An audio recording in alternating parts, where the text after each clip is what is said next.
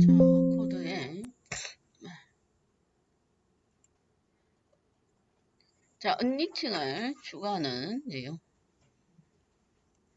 자, 코드가 종류가 두 가지가 있는데 뭐 두 가지 있다 상관없는데 첫 번째는 우리가 앞에 인공신경망 어저께 했을 때 층을 하나씩 추가한 다음에 그 다음 모델을 생성하는 시퀀셜에 해당 층을 배열로 넘겨줬어요. 그렇죠? 입력층, 출력층 각각 한 개 한 개 추가를 해서 시퀀셜에 매개 변수를 여러 개니까 그러니까 층 객체가 여러 개니까 배열로 넘겨줬단 말이에요. 리스트로. 그런데 이렇게 되면은 층을 추가할 때마다 그렇죠? 이제 은닉층을 여러 개 추가할 수 있다니까 만약에 층이 한 10개야. 그럼 여기 뒤에다가 시퀀셜 매개 변수에 추가하는 층의 객체를 계속 나열해 줘야 됩니다. 그렇죠? 많을 때마다. 한 가지 첫 번째 방식은. 근데 이러면 하다가 보면 내가 층은 추가해놓고 뒤에 추가를 안 해줄 수가 있어. 까먹을 수가 있단 말이에요. 그렇죠?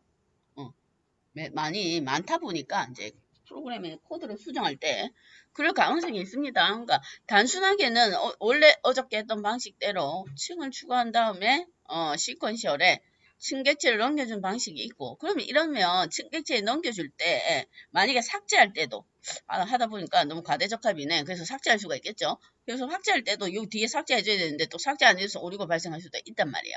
그래서 보통은 요 두 번째 방식인 자, 객체를 먼저 생성하고 뭐와 모델 객체를 생성한 다음에 해당 모델 객체의 add 메서드를 이용해서 객체 먼저 생성하고 순서를 바꾼단 말이에요. 응? 여기는 층을 생성하고 객체를 생성했는데 반대로 객체를 먼저 생성해 모델 객체를 그렇죠? 해당 알고리즘의 모델 객체를 생성하고 그 뒤에 add 메서드를 이용해서 추가한 층을 순서대로 쭉 나열해준다면 된단 말이에요. 그러면 층을 추가할 때 앞에는 층 추가하고 그 다음 객체를 뒤에 리스트로 추가해서 넘겨줘야 되지만 얘는 그냥 모델.add 모델.add 뭐 코드만 추가하면 됩니다. 그 두 번째 방식이 훨씬 편하다 이 말이에요. 층을 여러 개를 추가. 뭐 두세 개면 상관이 없는데 나중에 하다 보니까 성능이 잘 나오겠네. 층을 추가해야 되겠네. 이러면 두 번째 방식이 편하겠죠? 모델 객체 먼저 생성한 다음에 add 해버리면 add만 추가하면 되는데 위에는 층 댄스층 3번 만들고 또 뒤에도 댄스층 3번 여기 추가 두 번 해줘야 되지. 그렇죠? 이름도 객체를 이름을 넘겨줘야 되니까 그래서 많으면 많고 수정이 뭔가 계속해야 된다. 왜냐면 층을 추가하는 것도 사실 전체가 하이퍼 파라미터예요. 처음에 은닉층 한 개 추가해서 해보니까 별로 안 나와. 그럼 두 개 추가할 수도 있죠. 세 개 추가할 수도 있다고. 계속적으로 추가할 수가 있단 말이에요. 데이터가 많으면 많을수록. 그러니까 계속적으로 추가하는데 조금 코드를 줄이려면 두 번째에 모델 객체를 생성한 다음에 add 메서드의 안에 층의 내용을 입력해주면 된다. 그 얘기입니다. 그래서 코드를 한번 봅시다. 오늘 올려놓은 코드 올려놓은. 자, 데이터 불러오는 건 동일합니다. 응? 데이터 불러오는 건.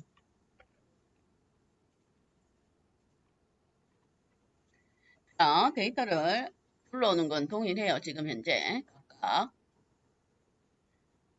트레인 스케일드에 리시브 왜 이거를 올려놨었고 주소 처리 풀어야 되겠죠? 리세이브 왜 리세이브 왜 안 우리 리세이브 안 해야 돼요. 맞아요. 주소되어 있는 게 많습니다. 우리가 어저께 인공신경망의 코드를 보면 뭐 했을 때 어저께 했던 인공신경망에 인풋 있었죠? 인풋? 응? 인풋 층에 쉐이프가 28 곱하기 28 해서 뭘 데이터 한 개당 데이터의 배열 형태를 1차원으로 늘려줬어요. 그쵸? 28, 원래는 가로 세로 28인데 걔를 1차원으로 쭉 늘려줬단 말이야. 그래서 28 곱하기 28이니까 쉐이프에 값을 744 해서 튜플 데이터 한 개로 넘겨줬어요. 근데 이번에는 이렇게 말고 오늘 하는 방식은 플래턴이란 게 있어. 플래턴이라는 함수가 있는데 얘는 내가 그냥 28 곱하기 28을 그대로 넘겨주면 알아서 케라스가 지가 펼쳐줘. 자동 계산. 응? 입력 형태 값을 그대로 넘겨줘. 그럼 지가 자동 펼쳐준단 말이야. 그러니까 사용자가 계산해서 인풋 쉐입에 계산된 결과값을 넣을 거냐. 플래턴을 이용해서 내가 해당 데이터가 어떤 픽셀 데이터인지 28, 28인지 100, 100인지를 주면은 지가 알아서 펼칠 거나 그 차이예요. 응? 알고리즘이 계산해서 자동으로 펼칠 건지 사용자가 이미 계산해서 인풋 타입 형태로 타입 쉐이프를 계산한 결과값을 넣을 건지 두 개가 차이가 있단 말이에요. 결과는 똑같죠? 어쨌든 1차원 배열 형태로 변환을 해야 돼. 사람이 계산할 거면 인풋 이렇게 하면 되고 뭐가 너 알고리즘 네가 알아서 나 계산하기 싫어. 네가 알아서 펼쳐. 1차원 배열로 변환해. 이러면 플래턴 함수를 사용하면 된다 이 말이에요. 그러면 뭐가 할 필요가 없냐면 뭐 25 곱하기 이거 28 곱하기 28 해서 리세이브를 별도로 할 필요가 없습니다. 그렇죠? 지가 알아서 펼쳐준 다음에 1차원 배열로 변환해 준 다음에 그래서 지금 리쉐입이 주석 처리되어 있는 거예요. 왜? 밑에가 코드가 플래턴이에요. 플래턴 이렇게 되어 있다 이 말이에요. 그 다음에 코드가 보면은 자 아까 순서를 뭐 한다 했죠? 객체를 먼저 생성하고 층을 추가하는 방식으로 갈 겁니다. 모델 객체를 먼저 생성 후 층을 추가 add 메서드를 이용해서 층을 추가하면 된단 말이에요.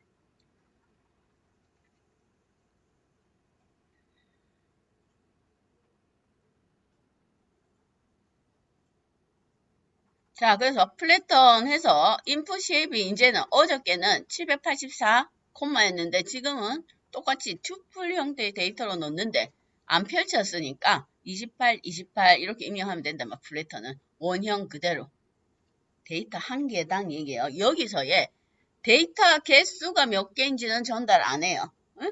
입력 특성이 몇 개인가 형태가 어떤 건지만 전달합니다. 데이터 개수는 전달 안 해.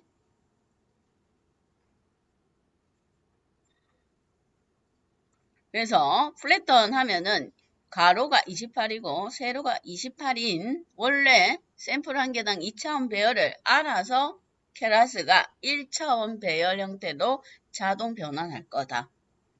사실은 지금 현재 우리가 오늘까지 하고 있는 DNN은 얘가 우리가 어저께 했던 대로 인풋 이렇게 해서 784 이렇게 하나 플래턴 해서 28, 28 이렇게 하나 크게 차이가 없습니다. 얘가 원래 1차원별로 샥 느려야 되는데 근데 나중에 뒤에 합성곡 신경망이라는 게 있어요. 걔가 이미지를 분류하는데 지금 현재로는 가장 최적화된 성능이 좋은 알고리즘인데 걔는 사실은 우리가 지금은 1차원 배열 형태로 늘어났으니까 얘는 원래 알고리즘이 숫자만 인식하긴 하는데 그림 4차원을 2차원을 1차원으로 늘어뜨리면 형태를 사람도 모르죠.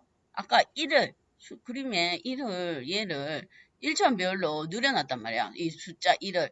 그래서 원래는 이 사각형 모양으로 2차원 배열로 되어 있는 걸 봐야 우리 사람이 인식하는데 얘를 만약에 쪼개서 1차원 배열로 늘렸어. 사람도 이게 1인지 한참 생각해야 됩니다.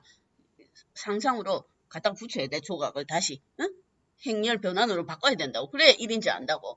그러면 DNN까지는 얘가 그냥 방정식 계산해서 그냥 1차원 배열에 있는 걸 순수하게 계산하는 방식이라면 뒤에 나오는 CN의 합성곱은 걔를 그대로 써요. 형태를. 2차원 배열 형태를. 그러면서 중요한 특성 뽑아내고 단계적으로 옆에 여백 뽑아내고 가운데 무슨 선, 응? 윤곽선 뽑아내고 색깔 있는 거 뽑아내고 여러 단계를 뽑아내면서 계산해서 특징을 추출한단 말이에요. 그래서 걔는 나중에는 원형 그대로 있어야 돼. 응? 그래서 플래턴을 쓴단 말이야. 그 원형 그대로 가지고 와서 자기가 원래 형태를 인식을 한단 말이에요. 얘네는. 지금 형태는 그래서 지금의 DNA는 앞에 어저께 했던 인풋이나 지금 플래턴이나는 크게 차이가 없다. 뒤에는 차이가 있어요. 그건 나중에 다시 하고. 지금 형태는 얘가 알아서 1차원 배열로 변환해 줍니다. 그 다음에 아까 은닉층 한 개 추가하기로 했죠. 책에 아마 은닉층은 뉴런의 개수를 은닉층은 우리가 이제 지정해 줘야 돼요. 응? 하이퍼 파라미터 값이란 말이야. 여기서 고정값은 인풋 쉐입의 요거 그쵸? 얘 고정값 이건 뭐가 내가 특성을 확인해보고 넣어야 되고 맞죠? 뭐 불러왔을 때 뭐 train input.shape 해서 3차원 배열이 뒤에 행렬이 몇 개인가를 알아야 되겠죠? 그렇죠? 그래야 알 수 있는 값. 그 다음 얘는 클래스 개수가 몇 개인지는 우리가 알면 됩니다. 그거는 타겟을 보고 넘바이의 유니크 함수를 이용해서 타겟에 유니크한 값 개수만 뽑아내면 되겠죠. 유니크한 값만. 그러면 알 수가 있는 부분. 그런데 중간에 은닉층의 이 뉴런 개수는 지정해줘야 돼. 사용자가 지정. 아까 얘기했듯이 2의 배수값으로. 근데 책에는 그냥 100개 이렇게 해놨어요. 단순하게 계산하기 편해서. 응? 100개 아닐 수도 있어요. 응? 그리고 얘가 내가 지정하는 거라고 100개 아닐 수도 있단 말이야. 응? 자, 책에는 100개로 해놨으니까 그러면 은닉층은 뉴런이 중간에 100개가 추가가 된 거예요. 은닉층에 뉴런 개수는. 자, 여기 뉴런 개수가 100개가 추가된 거라고. 그러면 사용할 수 있는 거 경우의 수를 계산해보면 입력은 784개야. 출력이 100개죠. 똑같이 계산하면 돼요. 어저께 출력층처럼. 응? 그러면 입력은 784개.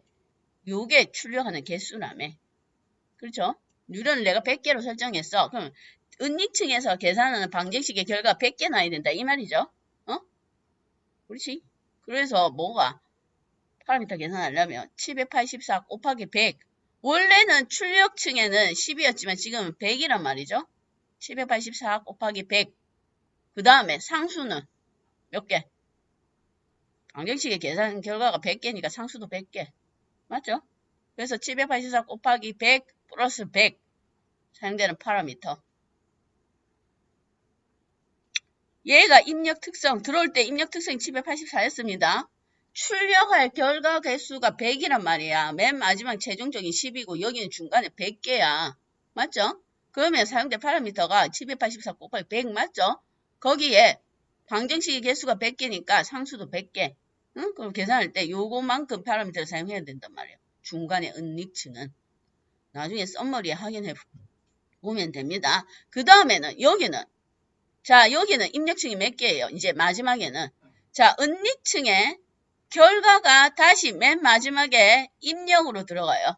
그렇죠? 그럼 은닉층의 출력이 결과가 10개였어. 그럼 여기 들어갈 입력도 개수가 10개란 말이에요. 그렇죠? 얘는 중간에 있는 은닉층은 첫 번째에 입력층의 특성 개수만큼 곱해서 방정식의 결과를 계산을 하죠. 그럼 얘 결과가 그 다음 출력층에 입력으로 다시 들어간단 말이에요. 결과를 다시 입력으로 들어가가지고 계산해야 전체 종합값 분류를 가질 수 있다 이 말이에요. 얘가 중간에 없어지면 중간에 계산은 의미가 없단 말이에요. 그래서 은닉층의 출력 결과가 다시 두 번째 은닉층이 2개 있을 수도 있고 3개 있을 수도 있지만 지금은 은닉층이 1개 추가됐으니까 맨 마지막에 출력할 개수하고 방정식을 다시 계산한단 말이에요. 그렇죠? 얘가 출력이면서 그 다음 층에 입력이 됩니다. 그래서 계산해보면 뭐가? 얘가 출력된 게 100이라며. 그러면 그 다음 층에 입력 개수다 이 말이에요. 그러면 100 곱하기 출력이 10개니까 100 곱하기 10 더하기 상수도 10개. 계산을 왜 이 개수가 나와야지 알아야 됩니다. 썸머리에 보면 나와요. 그런데 그냥 보고 계산을 할 줄 알아야 돼. 입력 곱하기 출력 플러스 출력 개수. 입력 곱하기 출력 플러스 출력 개수. 파라미터. 얘가 입력이 들어와서 결과가 출력이 100개가 됐어. 이게 다시 그 다음 층에 입력 개수로 들어간단 말이야. 그래 연결이 되죠. 오케이? 안 오케이? Not 오케이? Understand? No? 추가할 수 있지. 요게 또 50개 추가할 수 있지. 계속적으로. 자, 만약에 은닉층 또 한 개 추가해. 그래서 얘가 50이야. 여기에서 50으로 될 수 있죠. 계산이 달라지겠네. 요거는 784 곱하기 100 플러스 100이고 그 다음에는 100 곱하기 뭐? 그렇지. 50 플러스 50이고. 그렇죠? 여기는 50 곱하기 10 플러스 10이고. 그래 된다 이 말이에요. 입력 개수가 은닉층의 출력 결과 뉴런 개수는 그 다음 층의 입력 개수예요. 그래 연결이 되잖아 서로서로. 응?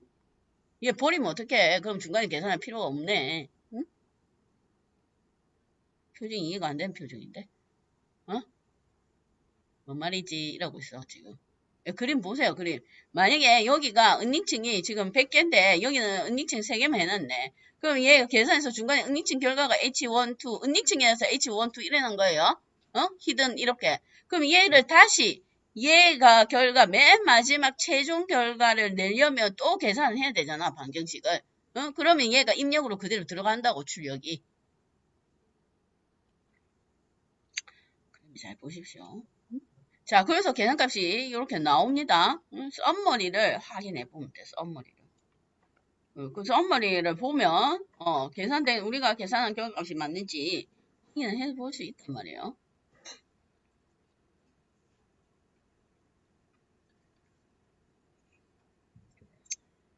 적어놔, 은닉층. 은닉층의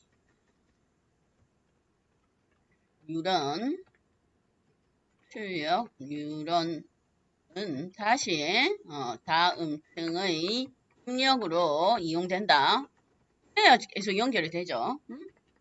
그래야 이게 제기 특성을 추출한 거라면 그 특성 추출한 내용을 갖고 다시 방정식을 계산해서 최종 결과를 도출한단 말이에요. 특성 추출 안 하고 최종 결과를 도출하면 아무래도 성능이 낮아질 수 있으니까 부분 특성을 부분은 추출하겠다 그 얘기입니다. 그래서 밑에 썸머리를 보면 그렇죠. 중간에 플래턴 층은 계산한 층이 아니에요. 그냥 펼치는 거야. 28 곱하기 28을. 자, 그래서 그 다음 첫 번째 댄스 은닉층에 784 곱하기 100 플러스 100에서 뭐 78,500개. 맞죠? 78,500개. 이게 다시 이 출력 개수가 다시 입력 개수로 들어가죠. 그래서 100 곱하기 10 하면 뭐 만에 플러스 10 하면 1010. 만이 아니고 1010. 맞죠? 그래서 요만큼이 파라미터가 쓰인단 말이에요. 그래서 전체 파라미터 개수가 나옵니다. 왜 그런지 알아야 돼. 자, 그 다음에 나머지 내용은 동일합니다. 어저께 아마 F포크를 5번 돌린 것 같아. 한번 봅시다. F포크 5번 돌려서 진짜 이제 훈련을 시켜보죠. 훈련을 한번 시켜보겠습니다.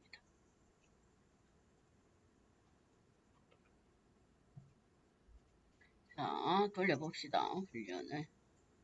층이 하나 추가됐으니까 어저께보다 시간이 좀 더 걸릴 수가 있어요. 그렇죠? 계산을 또 해야 되니까. 어저께는 입력하고 출력하고 한 번만 계산했지만 지금은 매트릭스가 어디 갔노? 뭔 값이 매트릭스 값을 저렇게 전달했나? 코드가 왜 바뀌었을까? 매트릭스가 리스트로 전달됐는데 요거 잘못됐네. 코드가 왜 바뀌었지? 버전이 달라서 그랬나? 요렇게 리스트 값으로 넘겨줘야 됩니다.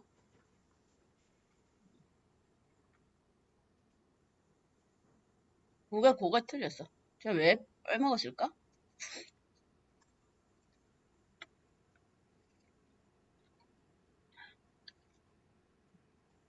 자, 보면은 이제 돌아가고 있어요. 뭐 경고가 나오죠. 여기 어저께 얘기했던 대로 보면은 GPU가 저 윈도우 GPU가 저기 뭐 지원이 안 된단 말이에요. 윈도우의 GPU 사용 안 하겠다 이 말이에요. 그 리눅스는 사용 가능한데 그 경고를 보면 원래 GPU를 쓸 수 있는데 윈도우에서도 근데 이제 윈도우는 지원 안 하겠다 이 말이에요. 자, 에포크 5번 동안 돌렸더니 자, 액큐러시는 88이고 그 다음 손실은요, 저는 0.3이네요. 검증 데이터는 액큐러시가 86이고 손실이 조금 높습니다. 어저께 결과는 뭐가 나왔었지? 어저께 결과가 어제 인공신경망 돌렸을 때 어제 뭐 나왔어? 어제는 8호네? 그러면 어제보다 좀 높네요. 0.03이 높네. 어제는 8호고 오늘은 88이고 그럼 좀 성능이 향상이 되어 있죠. 어저께는 8호에 그 다음에 이벨루에이트는 뭐야? 8호의 이벨루에이트 검증 결과는 84인데 오늘은 88에 86이니까 어저께보다 향상이 됐단 말이에요.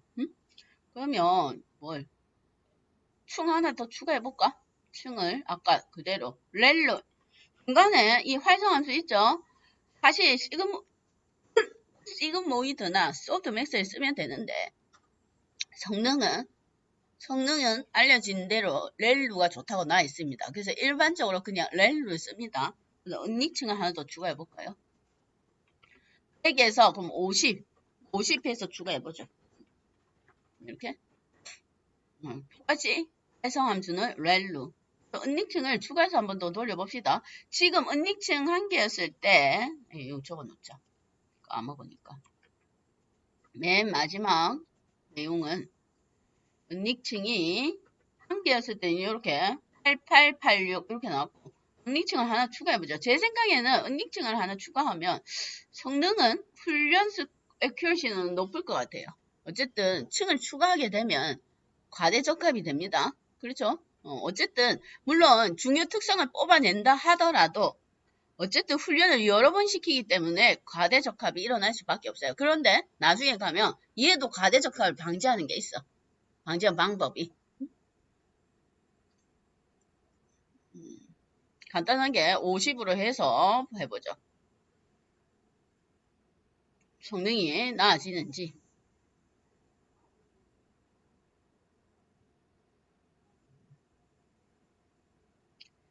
했더니 8887. 아까는 뭐였지? 아까는 8886.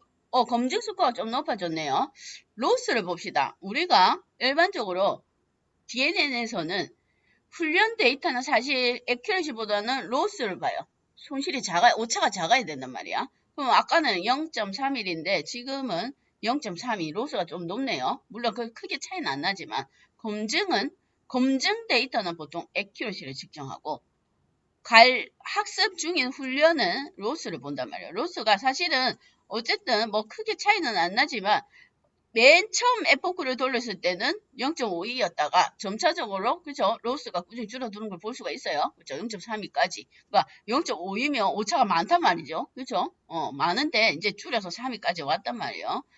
아까는 뭐까지 왔었지? 3.1인데 조금 오히려 과대적합이 아니고 조금 로스가 조금 더 높아졌네요. 어쨌든 크게 뭐 0.3이나 3위는 크게 차이가 안 나지만.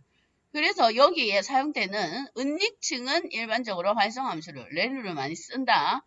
여기에 시그모이드나 소프트맥스를 써도 됩니다. 그러나 성능이 이때까지 알려진 바로는 일반적으로 렐루가 좋기 때문에 렐루를 쓴단 말이에요. 썸머리 볼까? 썸머리 매개 변수가 아까 중간에 100은 아까 똑같이 78,500이고 얘를 50이니까 뭐 100 곱하기 50이죠? 응? 플러스 50. 그래서 100 곱하기 50 하면 5,000에 플러스 50이니까 5,050. 그 다음은 얘가 입력이 되겠네요. 그럼 50 곱하기 10? 그죠? 그럼 500에 플러스 10 하니까 510. 그죠? 썸머리 보고 내가 계산한 거랑 썸머리는 일치하는지 확인해 보세요. 입력 곱하기 결과 플러스 결과 상수만큼. 그렇게 하면 됩니다. 결과가 파라미터가. 그러면 뒤에 옵티마이저하고 그 다음에 뒤에 내용 나오는데 거기까지 하려면 또 힘드니까 그건 다음 시간에 하고 옵티마이저는 얘가 과연 오차를 줄이는데 어떠한 방식으로 오차를 줄이는가에 관련된 내용이요.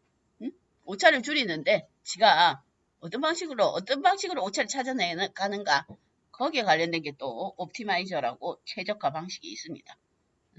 근데 지금 오차를 줄이는 내용이 뭔지도 모르는데 그런 여러 가지 또 방식이 있다 하면은 머리가 폭발